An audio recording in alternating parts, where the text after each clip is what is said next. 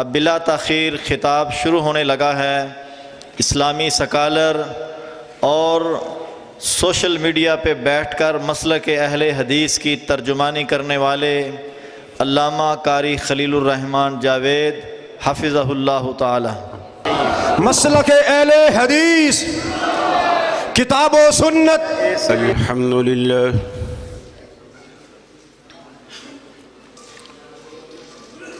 الحمدللہ احمدہ وهو المحمود ابدا ابدا،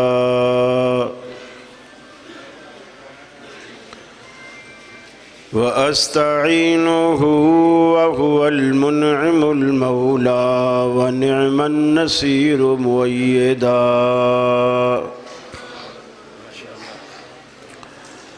لا شريك له إلها واحدا أحدا فردا صمدا، وأشهد أن سيدنا وسندنا محمدا عبده ورسوله،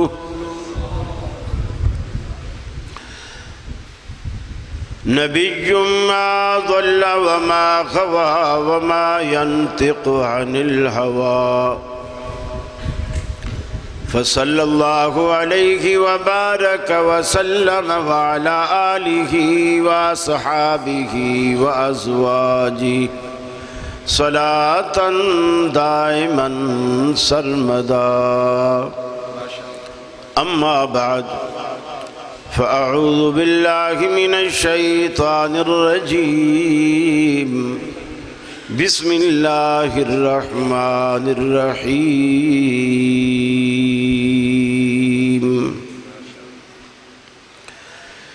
إن الذين يغضون أصواتهم عند رسول الله أولئك الذين امتحن الله قلوبهم للتقوى، لهم مغفرة وأجر عظيم۔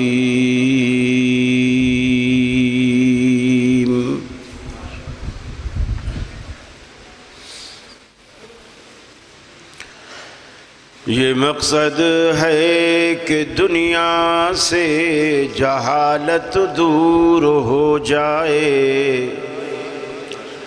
کلام اللہ سے مومن کا دل پر نور ہو جائے۔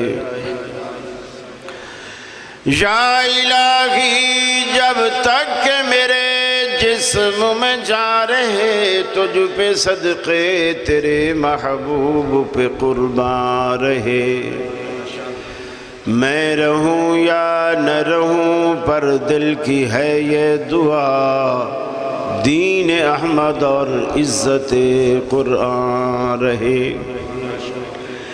الہی ہم میں پھر وہ صدیق سا ایمان پیدا کر، عمر فاروق سا کوئی جری انسان پیدا کر، رگے تحریک کٹ جائے دم عثمان پیدا کر، علی المرتضی شیر خدا کی آن پیدا کر۔ واجب الاحترام علماء کرام، صدر مجلس، میری پنجاب کی تنظیمی جماعتی قیادت،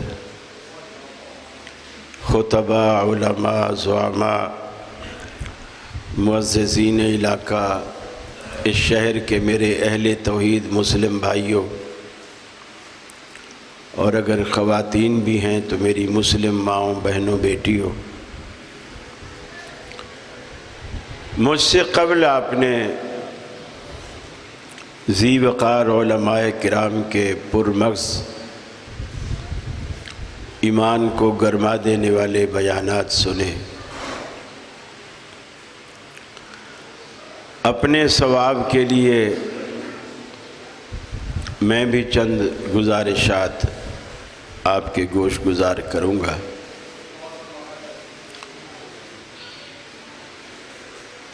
اللہ نے دنیا میں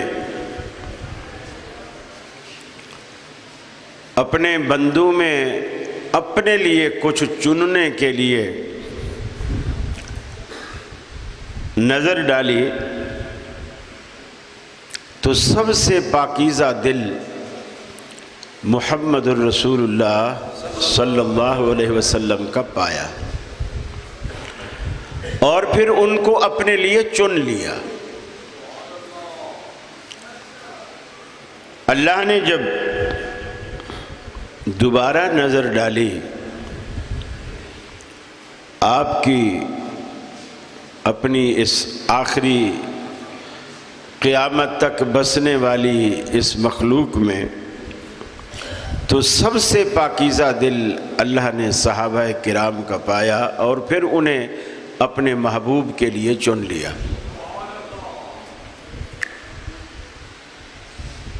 یہ انتخاب اللہ کا ہے۔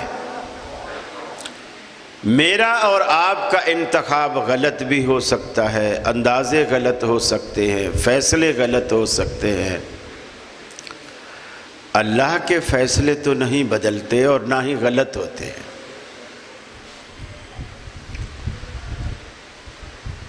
اللہ کے حبیب کی محبت صحابہ میں ایسی کوٹ کوٹ کر بھری تھی، اشاروں پہ جان نچھاور کرنے والے۔ ہم تو دعوے کرتے ہیں نا کہ جی جہاں آپ کا پسینہ گرے گا وہاں ہمارا خون گرے گا، لیکن جب بات آتی ہے خون گرانے کی، پھر ہم کہتے ہیں حکومت کی طرف سے اجازت نہیں ہے، بھلے فلسطین سارا ختم ہو جائے، ہم دعائیں تو کر رہے ہیں نا، قنوت تو پڑھ رہے ہیں، عدالتیں بھی دعائیں کر رہی ہیں، وکیل بھی دعائیں کر رہے ہیں، مدرسے میں علماء بھی دعائیں کر رہے ہیں، مسجد میں قنوت کی شکل میں بھی ہم دعائیں کر رہے ہیں، سینٹ اور اسمبلیوں میں بھی دعائیں ہو رہی ہیں، حتیٰ کہ آرمی کے دفتروں میں بھی دعائیں ہو رہی ہیں۔ تو مجھے بتائیے وہ خون دینے والا کام کس نے کرنا ہے؟ ہم تو سب دعائیں کر رہے ہیں نا۔ اللہ کے حبیب صلی اللہ علیہ وسلم نے دعاؤں کا سہارا لیا، لیکن صرف دعاؤں کا سہارا نہیں لیا، ورنہ قنوت تو آپ نے سکھائی ہے نا صحابہ کو، اور جو اثر اور تاثیر اللہ کے رسول کی قنوت میں تھی وہ ہم میں تو نہیں ہے۔ آپ ہتھیار نہیں ہوتے، لوگوں کے پاس راشن بھی نہیں ہوتا، چند دانے کھجور کے جیب میں ہے یا کچھ ستو ہے کسی کے پاس، پانی کے مشکیزیں ہیں، کوئی پیدل ہے کسی کے پاس سواری ہے نہیں ہے، تلوار ہے تو دستہ نہیں ہے، کپڑے کی ٹاکیاں باندھی ہوئی ہیں، آپ لے گئے ہیں، دعا بھی کی ہے، اللہ کے آگے گڑ گڑائے بھی ہیں، صرف ہتھیار بھی کام نہیں کرتے، اس کی دھار اس کے ہاتھ میں ہوتی ہے۔ فرمایا ان الذین یغضون اصواتهم عند رسول اللہ، صحابہ کرام کا انداز ادب کا یہ عالم تھا۔ نبی مکرم صلی اللہ علیہ وسلم کی دربار میں، آپ کی مجلس میں، آپ کی محفل میں جب آ کر کے بیٹھا کرتے تھے، ان کی آوازیں آپ کے سامنے پست ہو جایا کرتی تھیں، آوازیں ان کی دب جایا کرتی تھیں۔ ہر معاملے میں نبی مکرم صلی اللہ علیہ وسلم کی آواز کو اونچا رکھنے والے، آپ کو عزت دینے والے، آپ کو فوقیت دینے والے، آپ کو لیڈر، قائد اور امام ماننے والے، اپنی باتیں اللہ کے نبی کے مقابلے میں جب آتی اپنی باتوں کو رد کر دینے والے، یہ صحابہ کرام کا کردار اور طریقہ رہا۔ آج دنیا میں کتنے مسالک ایسے ہیں جو صحابہ کا نام تو لیتے ہیں، صحابہ کی محبت کا دم تو بھرتے ہیں، لیکن صحابہ کے کردار میں، ان کے کردار میں زمین آسمان کا فرق ہے، زمین آسمان کا فرق ہے۔ آپ دیکھیے آج دنیا میں لوگ ہم سے پوچھتے ہیں، ایک ایک بات کی علت معلوم کرتے ہیں، میاں تم روٹی دائیں ہاتھ سے کیوں کھاتے ہو، بائیں سے کیوں نہیں کھاتے؟ دونوں ہاتھ اللہ نے بنائے ہیں۔ ہر بندہ یہ ہم پر اعتراض کرتا ہے عقلی طور پر دیکھو، لیکن صحابہ کرام یہ علتیں جانا ہی نہیں کرتے تھے۔ صحابہ کرام ایک بات جانتے، کوئی بھی پوچھتا ایسا کیوں ہے، فرماتے ہم نہیں جانتے ایسا کیوں ہے، ہم نے آمنہ کے لال کو دیکھا وہ ایسا کرتے ہیں، لہٰذا ہم بھی ایسا کرتے ہیں۔ یہ محبت کا وہ تقاضا ہے۔ موطا امام مالک کی روایت، عبداللہ بن عمر رضی اللہ تعالی عنہ سے پوچھنے والے نے 3 مرتبہ پوچھا، عبداللہ یہ جو ہم وتر پڑھتے ہیں، یہ وتر سنت ہیں، فرض ہیں، واجب ہیں، کیا ہیں؟ عبداللہ بن عمر رضی اللہ تعالیٰ عنہ نے 3 دفعہ ایک ہی جواب دیا، یار میں نہیں جانتا، فرض کیا ہوتا ہے، سنت کیا ہے، واجب کیا ہے؟ اللہ کے رسول پڑھتے تھے اس لیے ہم پڑھتے ہیں۔ ہماری زندگی کا مقصد یہی ہے کہ آمنہ کے لال نے جو کیا ہے، جن کو ہم نے لیڈر اور قائد محض زبان سے نہیں دل سے مانا ہے، جو وہ کرتا چلا جائے ہم اس کے اسوے پہ چلتے چلے جاتے ہیں۔ اللہ کے نبی اگر منبر پہ کھڑے ہو کر مسجد میں کھڑے ہوئے لوگوں کو یہ اعلان کرتے ہیں کہ لوگوں بیٹھ جاؤ، خطبہ بیٹھ کے سنو، یہ خطیب کا کام ہے کہ منبر پہ کھڑا ہوتا ہے، باقی سامعین بیٹھتے ہیں۔ حضرت عبداللہ بن مسعود رضی اللہ تعالی عنہ مسجد میں داخل ہو رہے ہیں، ابھی ایک قدم اندر رکھا، ایک قدم باہر ہے، چوکھٹ بالکل بیچ میں ہے۔ اللہ کے رسول کا حکم سنا کہ بیٹھ جاؤ، وہیں چوکھٹ پہ بیٹھ گئے۔ اللہ کے رسول نے فرمایا عبداللہ اندر آؤ، میں نے تمہیں نہیں کہا۔ اللہ کے رسول میں نے جب اپنے کان میں یہ بات سنی آپ کی آواز سے کہ بیٹھ جاؤ، پھر یہ سوچنا میرا کام نہیں کہ یہ حکم کس کے لیے ہے، میرے کانوں نے جب یہ سن لیا کہ بیٹھ جاؤ، پھر محبت اور اطاعت اور اتباع کا یہی تقاضا ہے کہ مجھے اس وقت بیٹھ جانا چاہیے۔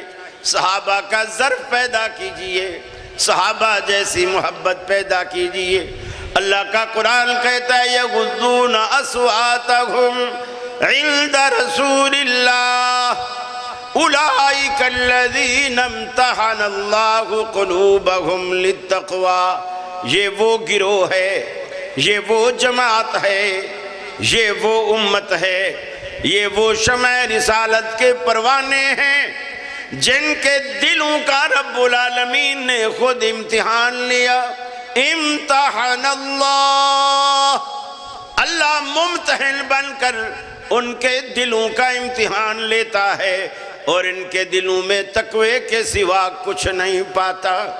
دنیا میں بے شمار زمینیں ہیں، کچھ زمینیں ناریل کے لیے موزوں ہوتی ہیں، کچھ زمینیں چیکو کے لیے موزوں ہوتی ہیں، کچھ زمینیں کپاس کے لیے، کچھ گندم کے لیے، کچھ زمینیں چاولوں کے لیے۔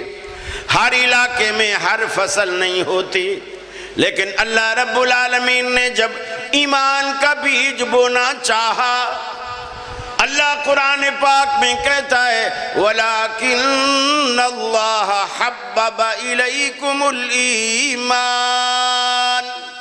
اے صحابہ کرام کی جماعت، جب ایمان کے بیج کو ہم نے بونا چاہا، ہم نے تمہارے دلوں سے بہتر کسی کی زمین کو نہیں پایا۔ صحابہ کے دلوں میں ایمان کا بوٹا لگایا، خود لگایا، پھر بوٹا لگا کر چھوڑ نہیں دیا۔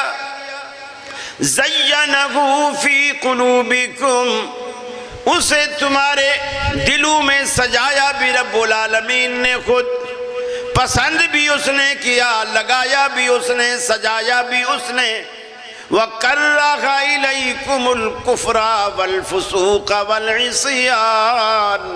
ایک کامیاب کسان کی مانند جس طرح وہ گوڈیاں کرتا ہے، اپنے بیج کو بچاتا ہے، خود رو بوٹیاں کو جڑ سے اکھاڑ کے پھینک دیتا ہے، فرمایا اللہ نے بھی تمہارے ایمان کے پودے کے ساتھ کفر جیسی بوٹیاں، نافرمانی جیسی بوٹیاں، فسق و فجور جیسی بوٹیاں اللہ نے وہ بھی جڑ سے اکھیڑ کے پھینک دی تمہارے ایمان کو تناور ہونے کے لیے۔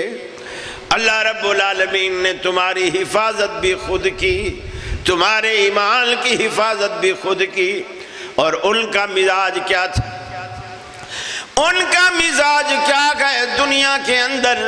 آپ دیکھیے سیدنا فاروق اعظم رضی اللہ تعالیٰ عنہ طواف کرنے لگتے ہیں، حجر اسود کے پاس آتے ہیں، جھک کے بوسہ لینے لگتے ہیں، پھر دل میں کوئی بات آتی ہے رک جاتے ہیں، سیدھے کھڑے ہو جاتے ہیں اور حجر اسود کو مخاطب کر کے کہتے ہیں کہ اے پتھر، میری نظر میں تو پتھر سے زیادہ کوئی حیثیت نہیں رکھتا، صرف اتنا ہے کہ تو جنت سے آیا ہے، لیکن لا تضر ولا تنفع، نہ تو کسی کو نقصان دے سکتا ہے، نہ تو کسی کو فائدہ دے سکتا ہے، پھر میں تجھے کیوں بوسہ دیتا ہوں؟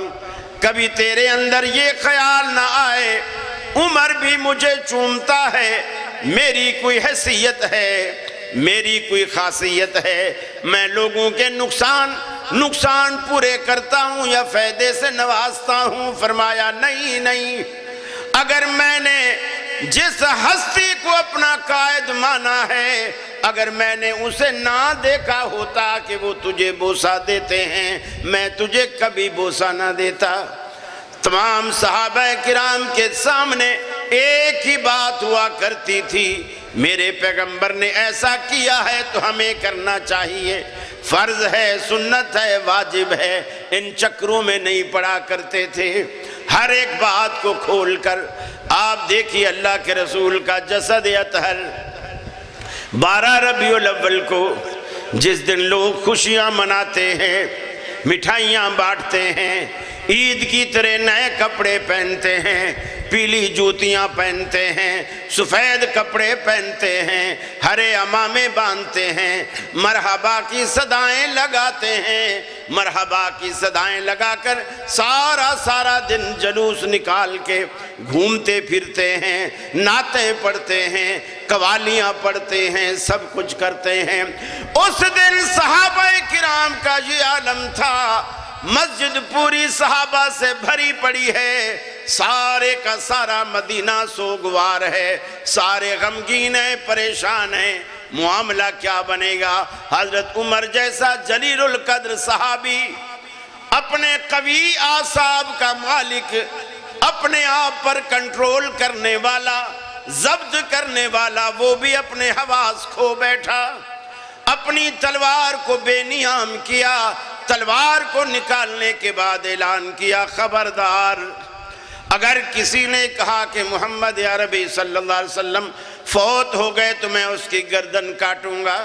صحابہ چپ بیٹھے ہیں، حضرت عمر نے اعلان کر دیا، تلوار بھی لیے کھڑے ہیں، اور صحابہ کو بھی معلوم ہے عمر گیدڑ بھبکیاں نہیں دیتا، جو کہتا ہے کر گزرتا ہے، کوئی کچھ نہیں کہتا۔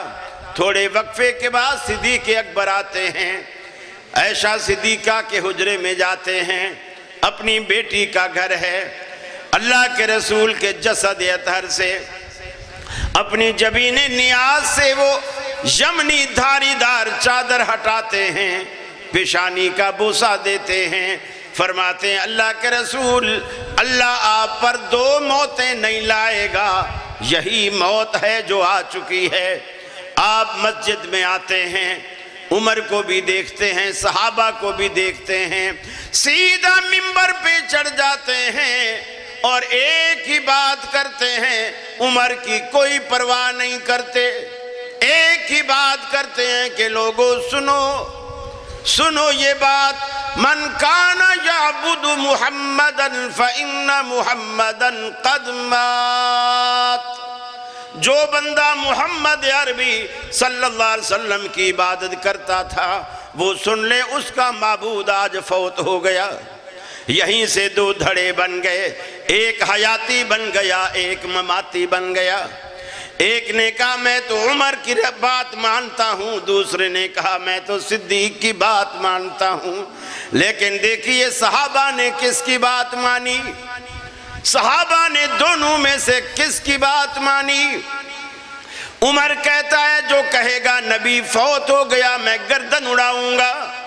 ابو بکر کہتے ہیں کہ نبی فوت ہو گیا ہے، اور جو شخص اللہ کی عبادت کرتا تھا فَإِنَّ اللَّهَ حَيٌّ لَا يَمُوتُ، اللہ ایسا زندہ ہے اس پر موت کبھی نہیں آنی۔ کُلُّ مَنْ عَلَيْهَا فَانٍ، ساری کائنات پر فنا کی تلوار چلے گی، ارے باقی رہنے والی تو صرف رب العالمین کی ذات ہے۔ دونوں نے دعوے کیے، حضرت عمر کا دعویٰ، ابو بکر صدیق کا دعویٰ صحابہ کرام کے سامنے ہیں، اور دونوں جلیل القدر صحابی ہیں۔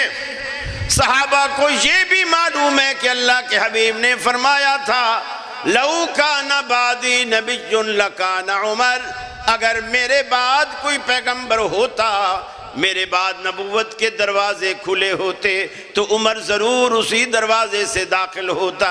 یہ بھی بات صحابہ کرام کو معلوم ہے۔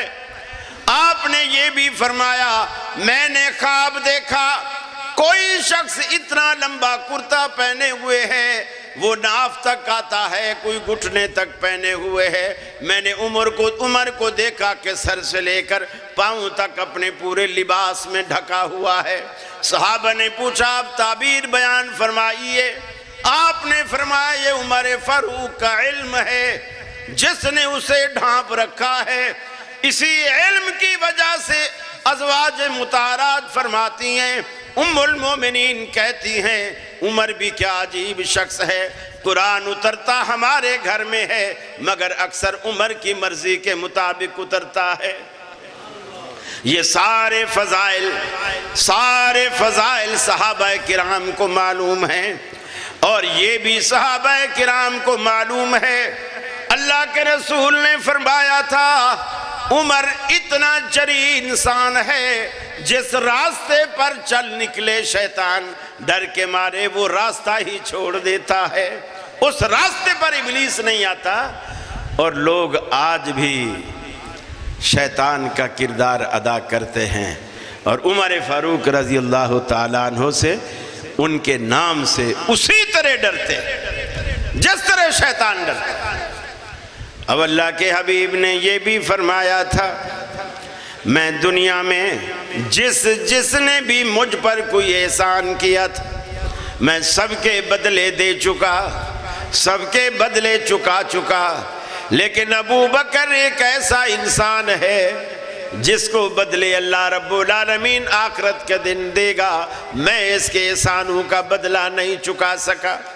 یہ بھی صحابہ کرام کو معلوم ہے۔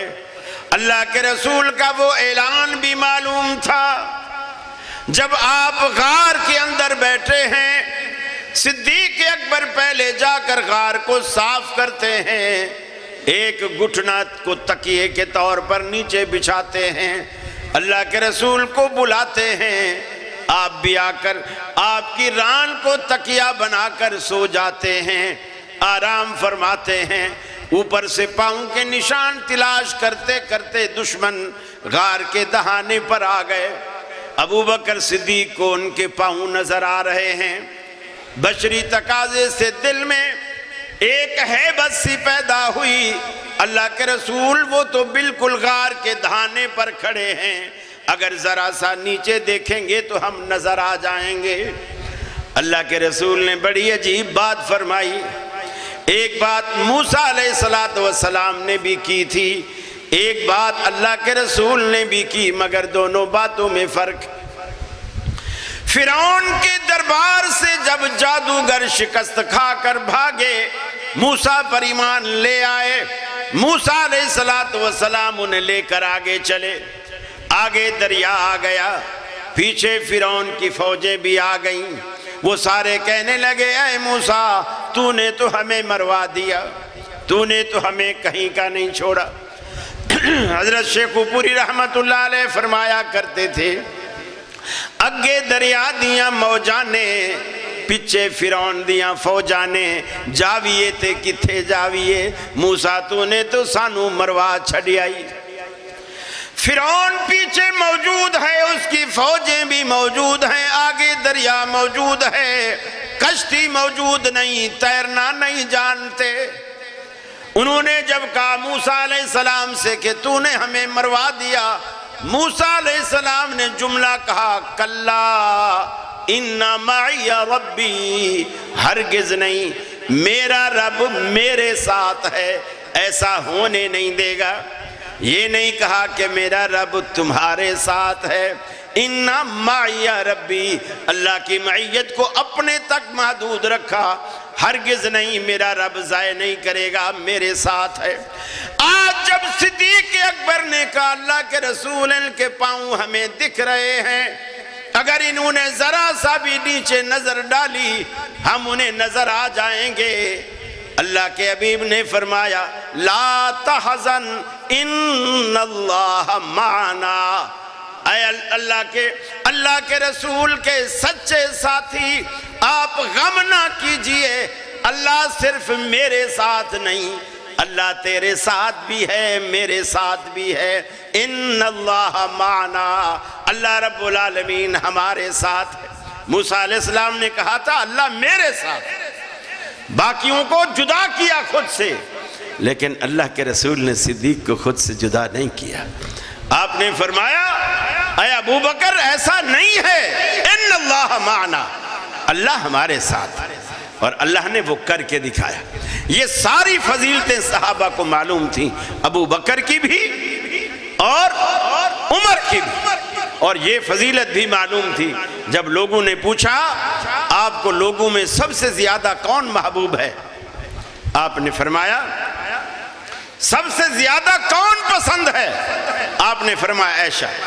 لوگوں نے کہا نہیں ہماری مراد مردوں میں سے تھی، آپ نے فرمایا تو پھر مردوں میں سے تھی تو پھر عائشہ کا باپ، پھر عائشہ کا باپ صحابہ کو معلوم ہے۔ لیکن مجھے بتائیے جوہر آباد والو، صحابہ نے کس کی بات کو مانا؟ ابھی دو دعوے ہیں، عمر کا دعویٰ، ابو بکر کا دعویٰ، فضیلتیں دونوں کی ہیں، صحابہ نے کس کو ترجیح دی اور کیوں؟ جس کو بھی ترجیح دی کیوں دی؟ کس بیس پر دی؟ کس بنیاد پر دی؟ کیا حضرت عمر کی تلوار دیکھ کر اس طرف ہو گئے، یا صدیق اکبر کی بزرگی دیکھ کر اس طرف ہو گئے؟ اعلان دونوں نے کیے، دعوے دونوں نے کیے، لیکن صحابہ نے کس کی بات کو مانا اور کیوں مانا؟ اب تک جو دعوے آئے دونوں کے صرف دعوے آئے، دلیل کسی نے نہیں دی۔ صحابہ ہمیشہ محتاج رہتے تھے دلیل کے، اور یہی دین سیکھنے کا، دین پہ عمل پیرا ہونے کا یہی ایک طریقہ ہے۔ اور مجھے بتائیے آج کے اس گئے گزرے دور میں ایمانداری سے بتائیے مسلمانوں میں کون سا طبقہ ایسا ہے جو بڑے بڑے مجمع میں بھی کھڑے ہو کر کہتا ہے حضرت آپ نے جو بات کی ہے اس کی دلیل دیجئے؟ کون کہتا ہے؟ ماشاءاللہ ایک ہی گروہ ہے جن کو اللہ نے یہ جرت دی ہے، بڑے بڑے مجمع میں بھی کھڑے ہو کر کہتے ہیں حضرت آپ نے یہ بات کی ہے اس کی دلیل دیجئے، اس کی دلیل کیا ہے؟ پوچھتے ہیں۔ اور ظاہر بات ہے قرآن خود کہتا ہے فَاسْأَلُوا أَهْلَ الذِّكْرِ، علماء سے پوچھو۔ اور دوسری طرف یار لوگ کیا کہتے ہیں؟ کم بخت، بدبخت، بے ادب، گستاخ، یہ تو علماء سے سوال کرتا ہے؟ تو بھی علماء سے نہیں پوچھے گا تو کس سے پوچھے گا؟ علماء سے پوچھنا ہے نا، کس سے پوچھنا ہے؟ اب عمر کا دعویٰ، صدیق اکبر کا دعویٰ، دونوں دعوے صحابہ کے سامنے ہیں۔ اب صدیق اکبر نے منبر پہ کھڑے ہوتے ہوئے اپنے دلائل کا آغاز کیا۔ فرمایا وما محمد الا رسول قد خلت من قبله الرسل افإن مات او قتل انقلبتم على اعقابكم۔ محمد عربی بھی دیگر انبیاء کی طرح ایک پیغمبر ہیں، دیگر انبیاء بھی دنیا میں آئے اور چل بسے۔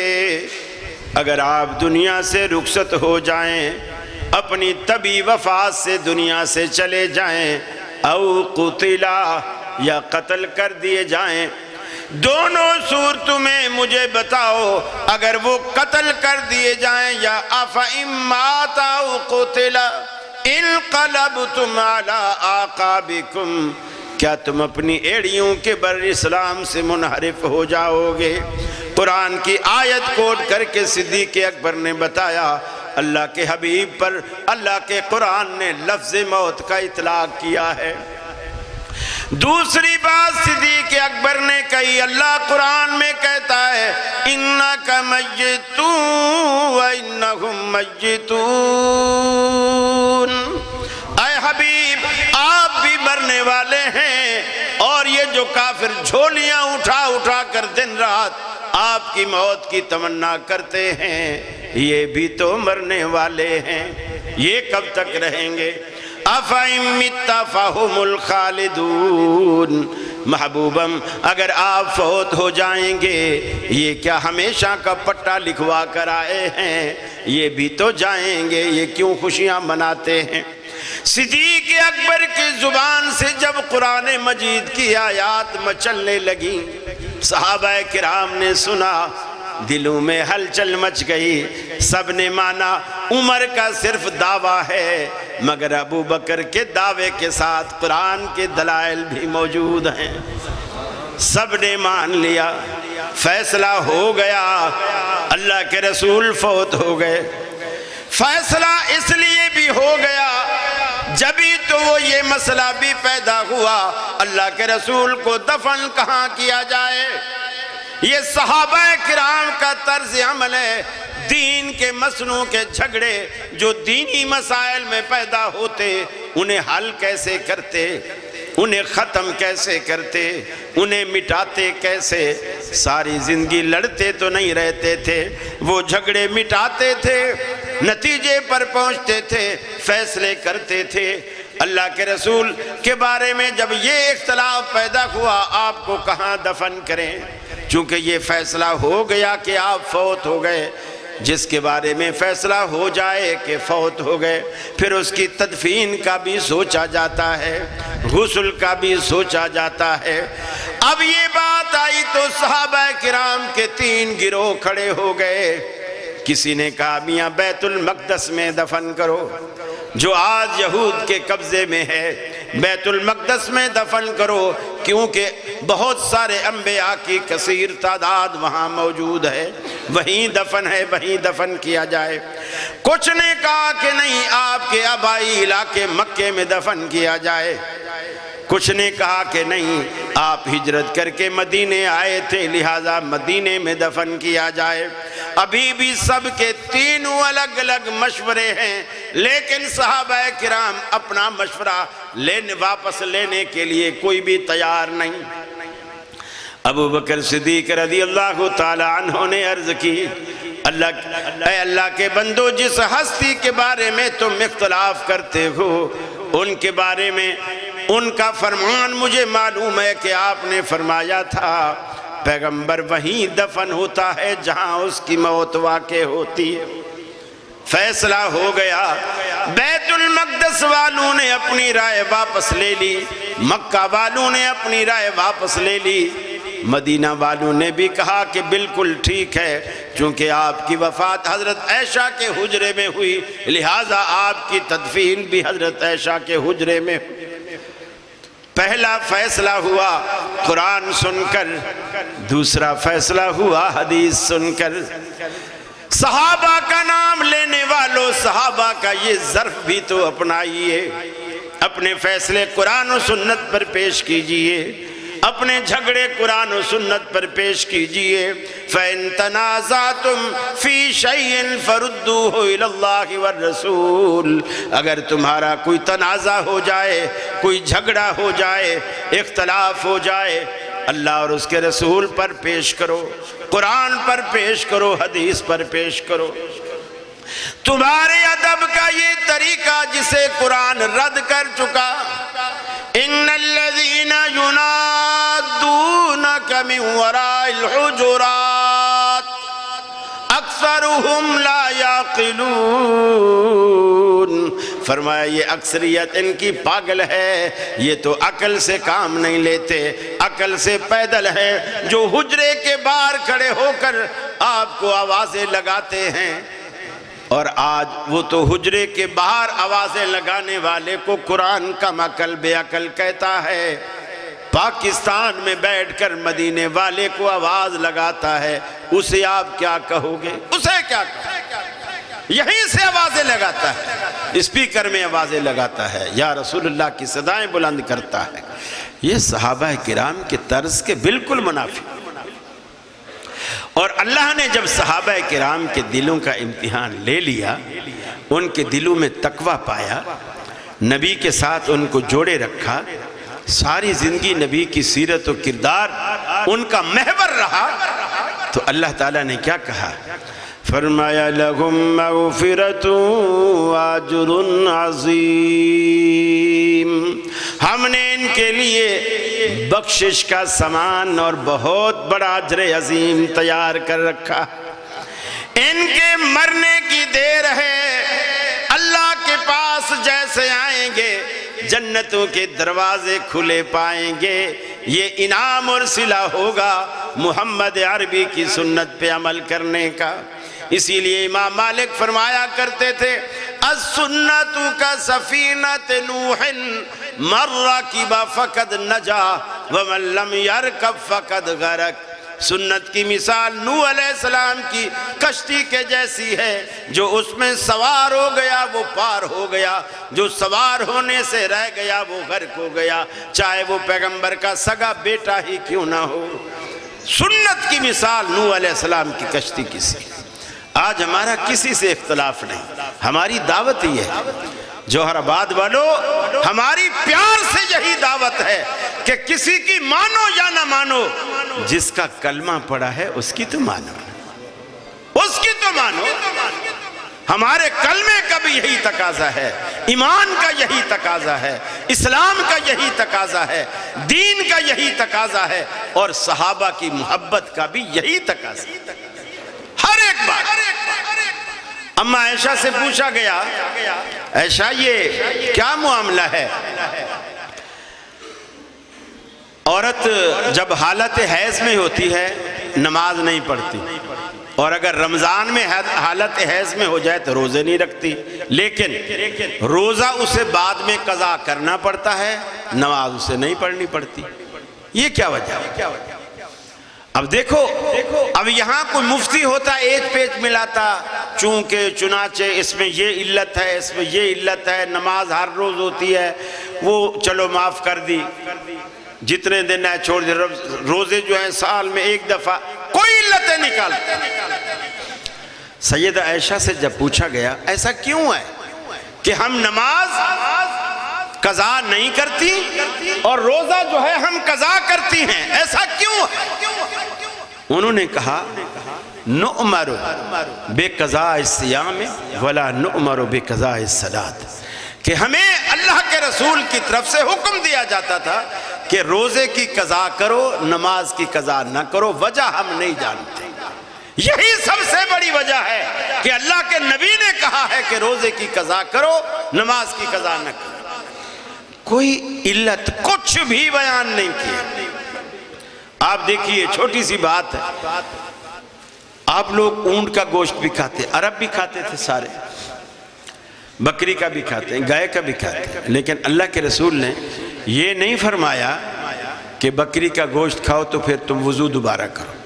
آپ نے فرمایا اونٹ کا گوشت کھاؤ تو وضو دوبارہ کرو، وضو دوبارہ کرو۔ میں پوچھتا ہوں کیا اونٹ کا گوشت ناپاک ہے؟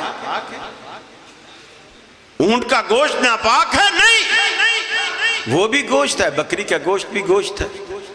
اب آج بھی کالج کے پڑھی لکھے کرتے ہیں جی اس میں کیا حکمت ہے، اونٹ کا گوشت کھا کر کیوں وضو کریں اور بکری کا گوشت کھا کر کیوں وضو نہ کرنے کا حکم ہے کہ ہم نہیں وضو کرتے، کیوں ہے ایسا؟ ہم کہتے ہم نہیں جانتے، اللہ کے رسول نے یہی کہا اونٹ کا گوشت جب کھاؤ تو وضو دوبارہ کرو، اونٹ کا گوشت جب کھاؤ تو وضو دوبارہ کرو۔ دیکھیے آپ کے دو بچے، ایک بیٹی ہے ایک بیٹا ہے، دونوں جڑوا پیدا ہوئے، بس چند منٹ کا فاصلہ ہے، ایک پہلے آیا ایک بعد میں آیا، دونوں دودھ پیتے ہیں، باہر کی کوئی چیز نہ کھاتے ہیں نہ پیتے ہیں، دونوں دودھ پیتے ہیں۔ دونوں میں سے کوئی بھی لڑکا پیشاب کرے لڑکی پیشاب کرے، شریعت نے دو الگ الگ حکم دیے ہیں، وجہ نہیں بتائی۔ وجہ کیا؟ جب تک بچہ یا بچی ماں کا دودھ پیتے ہیں، ان میں سے لڑکا اگر ماں کا دودھ پیے، وہ لڑکا جو 3 4 5 مہینے تک ابھی باہر کی خوراک اس نے نہیں لی، اس نے ابا کے اماں کے بھائی کے کسی رشتہ دار کے کپڑوں پہ اس نے اٹھایا اور کپڑوں پہ پیشاب کر دیا۔ اللہ کے رسول نے فرمایا یرش من بول الغلام، لڑکے کے پیشاب سے کپڑے کو چھینٹے مار کے اسے پاک کر دو، اور اگر لڑکی پیشاب کر دے فرمایا یغسل من بول الجاریہ، اس کے پیشاب کو دھویا جائے۔ اب کوئی بھی پوچھے کہ ایسا کیوں ہے، کیوں ہم نہیں جانتے، ہم کیوں نہیں جانتے؟ ہم یہ جانتے ہیں جس کا ہم نے کلمہ پڑھا ہے اس نے کہا اس پہ چھینٹے مارے جائیں، اس کو دھویا جائے۔ نعرہ تکبیر، نعرہ تکبیر، مصطفیٰ زندہ باد، مصطفیٰ زندہ باد۔ یہ حکمتیں وہی جانتا ہے جس نے شریعت کو نازل کیا ہے، ہمارا کام ماننا۔ دیکھیے جوہر آباد والو، اللہ آپ کو پیسہ دے، بڑی کوٹھی بڑا بنگلہ ہو، اس میں آپ نوکر رکھیں، حالانکہ وہ نوکر ہے، آپ کا غلام نہیں ہے اور بندہ بھی نہیں ہے، ہم بندے صرف اللہ کے ہیں۔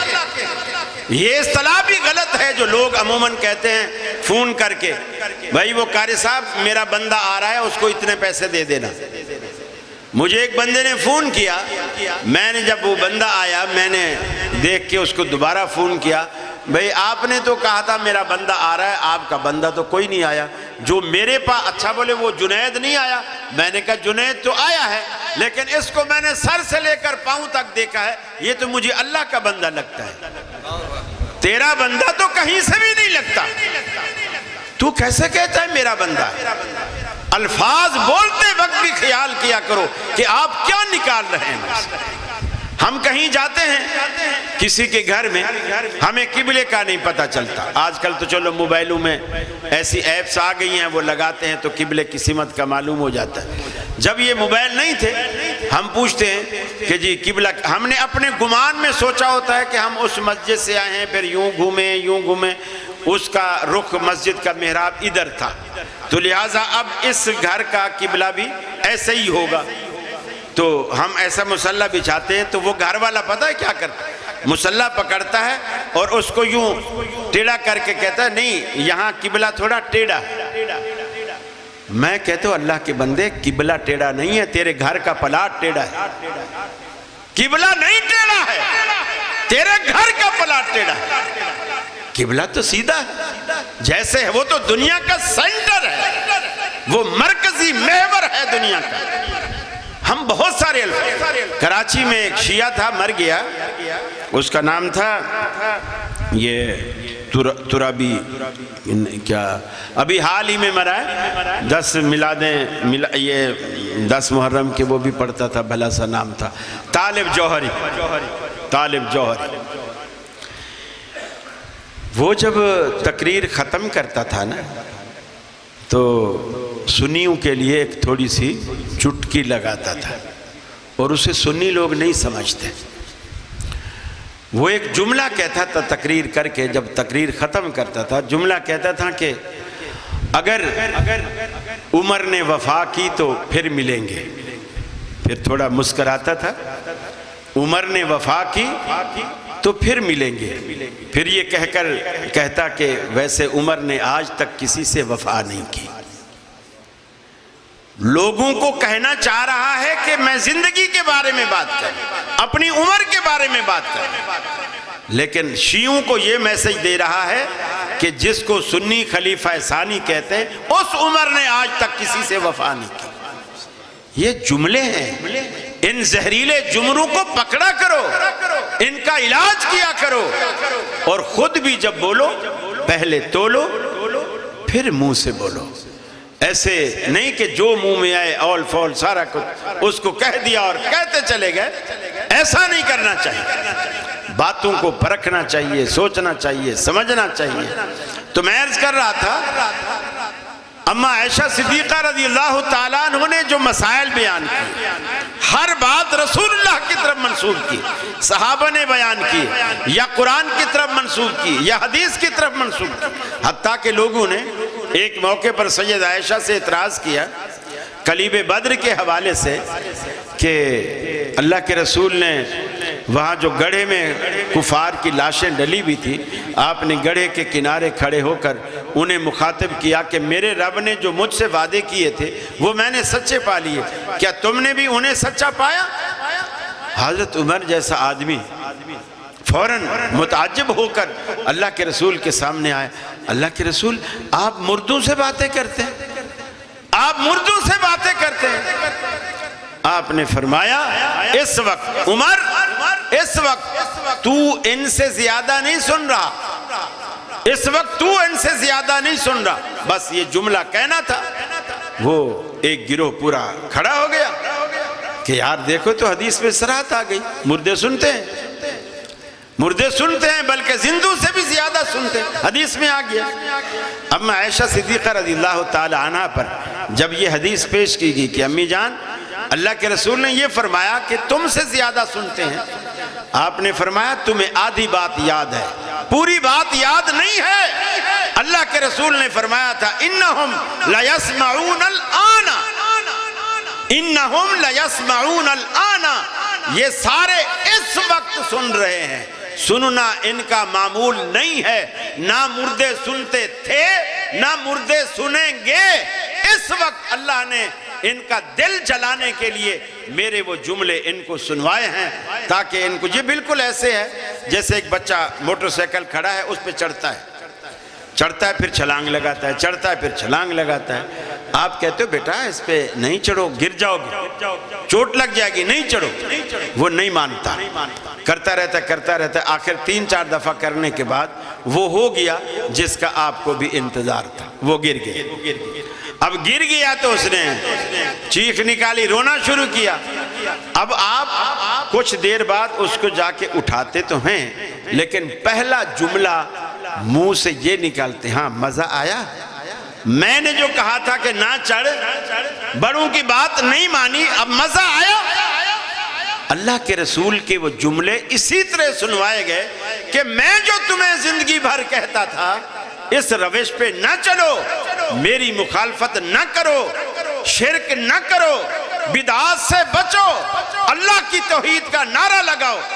تم لوگ میری بات نہیں مانتے تھے اور حبل و لات منات عزا اور دیوی اور دیوتاؤں کے نعرے لگاتے تھے، اب اس کا مزہ چکھا، اب اس کا مزہ آیا۔ اللہ نے وہ باتیں اس وقت ان کو سنائی۔ یہاں بھی صدیقہ کائنات نے لوگوں کی اصلاح کی کہ دیکھو اللہ کے رسول نے اس چیز کو اسی وقت کے لیے خاص کر دیا تھا۔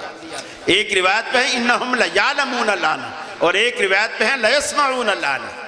اس وقت سن رہے ہیں اور اس وقت یہ جان رہے ہیں جو کچھ اللہ کے رسول انہیں جنوا رہے ہیں۔